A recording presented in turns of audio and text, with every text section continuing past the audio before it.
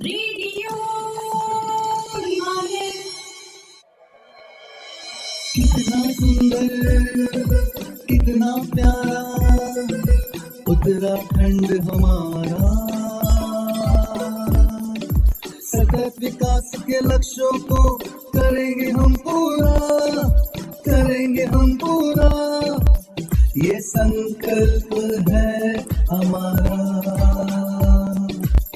Radio Himalaya. Institute for development support और गोविंद बल्लभ पंत राष्ट्रीय हिमालय पर्यावरण संस्थान की प्रस्तुति। संयुक्त राष्ट्र सतत विकास लक्ष्य एवं उत्तराखंड परिप्रेक्ष्य को समर्पित रेडियो श्रृंखला में आप सभी श्रोताओं का हार्दिक स्वागत है। मैं हूं जयप्रकाश पवार जेपी और साथ में मैं हूं आशना कंडियाल। प्यारे श्रोताओं, रेडियो हिमालय के पिछले अंकों में हमने संयुक्त राष्ट्र सतत विकास लक्ष्यों की उत्पत्ति और उससे जुड़ी ऐतिहासिक यात्रा से परिचय करवाया था और साथ ही उत्तराखंड में सतत विकास लक्ष्यों की स्थिति, परिस्थिति और प्रगति की कहानी से भी रूबरू करवाया था। आज के इस अंक में सतत विकास लक्ष्यों के एक अति महत्वपूर्ण लक्ष्य यानी जलवायु परिवर्तन का उत्तराखंड के राज्य प्रतीक चिन्ह राज्य पशु कस्तूरी मृग पर पड़ रहे असर को जानने का प्रयास करेंगे।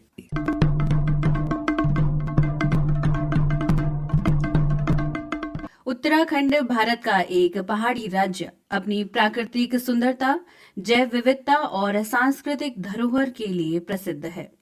उत्तराखंड राज्य का राज्य पशु कस्तूरी मृग है, जिसे अंग्रेजी में मस्क डियर कहा जाता है। कस्तूरी मृग का वैज्ञानिक नाम मोस्चस मोस्टिफेरस है। यह एक अनूठा और दुर्लभ प्राणी है। यह नन्हा मृग अपनी सुगंधित कस्तूरी के लिए विश्व भर में जाना जाता है, जो इसके संरक्षण और दोहन दोनों का कारण रहा है। इस अंक में हम कस्तूरी मृग के जीवन, विशेषताओं, आवास, जलवायु परिवर्तन के प्रभाव, इसके दोहन और संरक्षण के प्रयासों पर विस्तार से चर्चा करेंगे। कस्तूरी मृग एक छोटा, शर्मीला और एकांत प्रिय प्राणी है जो हिमालयी क्षेत्रों में पाया जाता है। यह मृग परिवार यानी सर्विडे का हिस्सा नहीं, बल्कि यह मोस्चिडे परिवार से संबंधित है। इसके नर में विशेष रूप से एक कस्तूरी ग्रंथि होती है जो एक सुगंधित पदार्थ कस्तूरी यानी मस्क उत्पन्न करती है। यह सुगंध इतनी प्रबल और मूल्यवान होती है कि इसे इत्र उद्योग में स्वर्णिम सुगंध कहा जाता है। कस्तूरी मृग की ऊंचाई लगभग 50 से 60 सेंटीमीटर और वजन 10 से 15 किलोग्राम तक होता है। इसके शरीर पर भूरे भूरे बाल होते हैं जो इसे ठंडे वातावरण में जीवित रहने में मदद करते हैं। इसके दांत लंबे और नुकीले होते हैं जो इसे शिकारियों से बचाने में सहायक होते हैं, क्योंकि इसमें सींग नहीं होते। कस्तूरी मृग मुख्य रूप से उत्तराखंड, हिमाचल प्रदेश, सिक्किम और जम्मू कश्मीर के हिमालयी क्षेत्रों में 2500 से 4000 मीटर की ऊंचाई पर पाया जाता है। यह घने जंगलों, अल्पाइन घासों के मैदानों और बर्फीले क्षेत्रों में निवास करता है।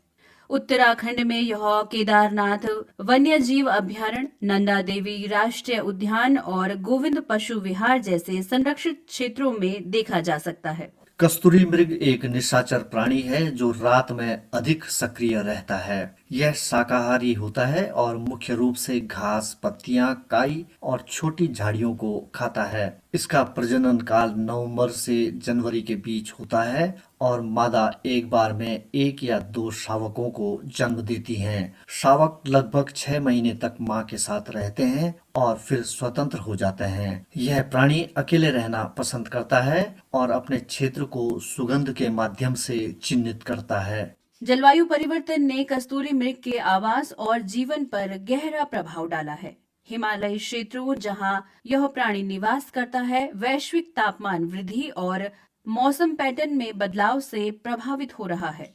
बढ़ते तापमान और बर्फ के पिघलने से कस्तूरी मृग के उच्च ऊंचाई वाले आवास सिकुड़ रहे हैं। अल्पाइन घास के मैदान जो इसके भोजन का मुख्य स्रोत हैं, सूख रहे हैं या वनस्पति में बदलाव के कारण अनुपयुक्त हो रहे हैं। जलवायु परिवर्तन के कारण मौसमी बदलाव अनियमित हो गए हैं, जिससे कस्तूरी मृग के लिए भोजन की उपलब्धता प्रभावित हुई है। सर्दियों में बर्फ की मोटी परत और गर्मियों में सूखा इसके लिए चुनौती बन रहा है। तुम्हारा हाथ वे सकलो,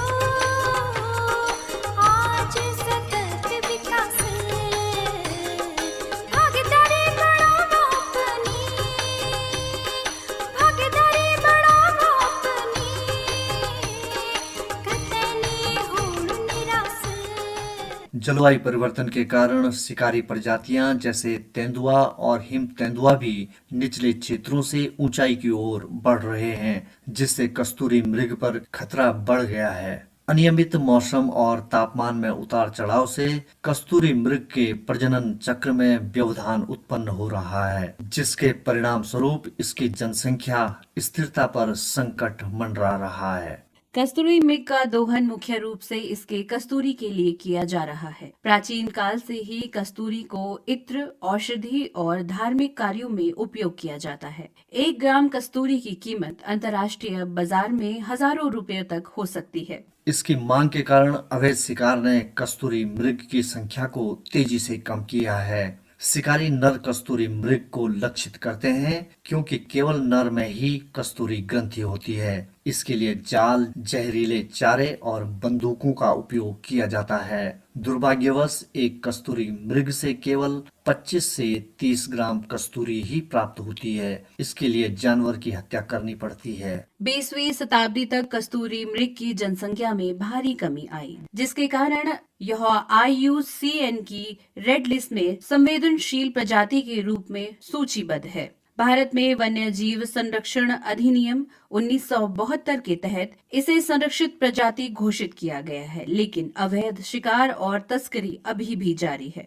कस्तूरी मृग के संरक्षण के लिए भारत सरकार, उत्तराखंड राज्य और विभिन्न गैर सरकारी संगठनों ने कई कदम उठाए हैं। उत्तराखंड में नंदा देवी बायोस्फीयर रिजर्व, केदारनाथ अभयारण्य और अन्य राष्ट्रीय उद्यानों में कस्तूरी मृग के लिए सुरक्षित आवास बनाए गए हैं। इन क्षेत्रों में शिकार पर सख्त प्रतिबंध है। वैज्ञानिकों ने कृत्रिम कस्तूरी विकसित की है, जो प्राकृतिक कस्तूरी का विकल्प बन सकती है। इससे प्राकृतिक कस्तूरी की मांग कम करने में मदद मिल रही है। स्थानीय समुदाय को कस्तूरी मृग के महत्व और इसके संरक्षण की आवश्यकता के बारे में जागरूक किया जा रहा है। उन्हें वैकल्पिक आजीविका प्रदान कर शिकार से दूर रखने के प्रयास हो रहे हैं। वन विभाग और पुलिस ने मिलकर अवैध शिकार और तस्करी पर नकेल कसने के लिए विशेष टीमें गठित की हैं। ड्रोन और सैटेलाइट तकनीकी का उपयोग कर निगरानी बढ़ाई गई है। कस्तूरी मृग की जनसंख्या को बढ़ाने के लिए प्रजनन कार्यक्रम और उनके आवास पर शोध किए जा रहे हैं। जलवायु परिवर्तन के प्रभाव को कम करने के लिए वृक्षारोपण और जल संरक्षण परियोजनाएं भी चल रही हैं। कस्तूरी मृग उत्तराखंड की प्राकृतिक धरोहर का एक अभिन्न अंग है। इसकी सुगंधित कस्तूरी से इसे मानव लालच का शिकार बनाया, वहीं जलवायु परिवर्तन ने इसके अस्तित्व पर संकट खड़ा कर दिया। हालांकि संरक्षण के प्रयासों से इसकी रक्षा की उम्मीद बनी हुई है। यदि हम समय रहते इसके आवास को बचाने, अवैध शिकार को रोकने और जलवायु परिवर्तन के प्रभाव को कम करने में सफल हो जाते हैं, तो यह दुर्लभ प्राणी आने वाली पीढ़ियों के लिए भी हिमालय की शोभा बढ़ाता रहेगा। कस्तूरी मृग का संरक्षण केवल एक प्रजाति को बचाना नहीं, बल्कि हिमालयी पारिस्थितिकी तंत्र को संतुलित रखने की जिम्मेदारी है। रेडियो हिमालय। यह रेडियो कार्यक्रम इंस्टीट्यूट फॉर डेवलपमेंट सपोर्ट और गोविंद बल्लभ पंत राष्ट्रीय हिमालय पर्यावरण संस्थान के सौजन्य से प्रस्तुत किया जा रहा है। रेडियो हिमालय, पहाड़ों की आवाज गांव से दुनिया तक। संयुक्त राष्ट्र द्वारा निर्धारित सतत विकास लक्ष्य एवं उत्तराखंड परिप्रेक्ष्य को समर्पित पाक्षिक रेडियो श्रृंखला रेडियो हिमालय। रेडियो हिमालय। अस्त्युत्तरस्यां दिशि देवात्मा हिमालयो नाम नगाधिराजा।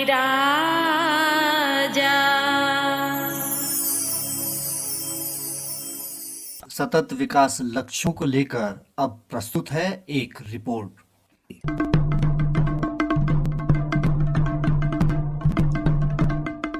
प्यारे श्रोताओं, जब हमने संयुक्त राष्ट्र सतत विकास लक्ष्यों को लेकर रेडियो हिमालय की यह श्रृंखला प्रारंभ की थी, उस वक्त यानी 2024 में भारत सतत विकास रैंकिंग में विश्व के 193 देशों की सूची में 109वें स्थान पर था। जबकि और पीछे के आंकड़ों पर नजर डालें तो वर्ष 2023 में 112वें, 2022 में 121वें, 2021 में 120वें स्थान पर था। अभी हाल ही में संयुक्त राष्ट्र सतत विकास समाधान नेटवर्क की 10वीं और हालिया सतत विकास रिपोर्ट के मुताबिक भारत ने अभूतपूर्व प्रगति कर शीर्ष 100 देशों के ग्रुप में स्थान बनाया है। भारत ने 99वां स्थान प्राप्त किया है। यह हमारे देश व उत्तराखंड राज्य की सतत विकास लक्ष्यों को प्राप्त करने की ईमानदार पहल को साबित करता है। SDG लक्ष्यों को प्राप्त करने की दिशा में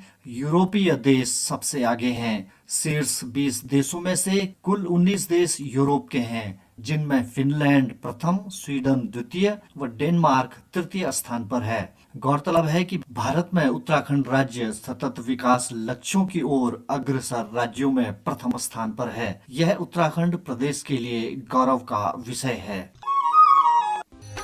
तुम्हारा हाथ वे सकलो आज सतत विकास भागीदारी बढ़ाओ अपनी कतनी होड़ निराश। प्यारे साथियों, संयुक्त राष्ट्र सतत विकास लक्ष्यों की जन जागरूकता एवं शिक्षण के उद्देश्य को लेकर रेडियो हिमालय हर महीने की 15 व 30 तारीख को पिछले 1 वर्ष से आकाशवाणी देहरादून व डिजिटल चैनल पर लगातार प्रसारित किया जा रहा है। आज रेडियो हिमालय का 24वां व श्रृंखला का अंतिम अंक है। आपने लगातार हमारा हौसला बढ़ाया है, इस हेतु सभी श्रोताओं का हम हृदय से आभार व्यक्त करते हैं। आशा है हम श्रोताओं से पुनः रूबरू होंगे किसी और खास विषय को लेकर। तब तक के लिए नमस्कार।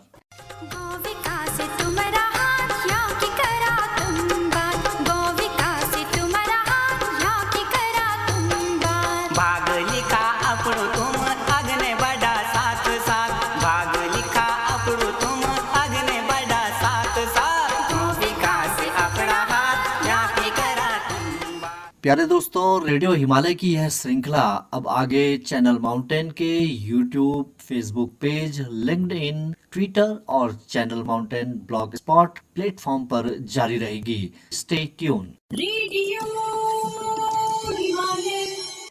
प्यारे श्रोताओं, आपको रेडियो हिमालय का यह कार्यक्रम कैसा लग रहा है? आप हमें अपनी प्रतिक्रियाओं से अवगत जरूर करवाएं।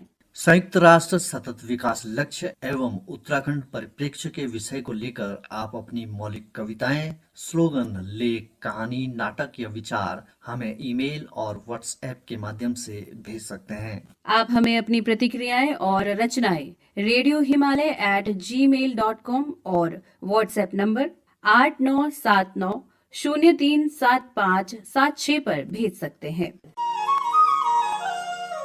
रेडियो कार्यक्रम की सहलेखक और समन्वयक थी दीपा। शोध, लेख और निर्देशक थे Jayaprakash Panwar JP. Media partner channel mountain और आकाशवाणी देहरादून। प्रस्तुति इंस्टीट्यूट फॉर डेवलपमेंट सपोर्ट और गोविंद बल्लभ पंत, राष्ट्रीय हिमालय पर्यावरण संस्थान, अल्मोड़ा, उत्तराखंड। प्यारे श्रोताओं, रेडियो हिमालय का आज का अंक अब यहीं पर समाप्त होता है। मुझे यानी आशना कंडियाल और जयप्रकाश पंवार जेपी को आज्ञा दें। नमस्कार। रेडियो हिमालय। कितना सुंदर, कितना प्यारा उत्तराखंड हमारा। सतत विकास के लक्ष्यों को करेंगे हम पूरा, करेंगे हम पूरा। ये संकल्प है हमारा।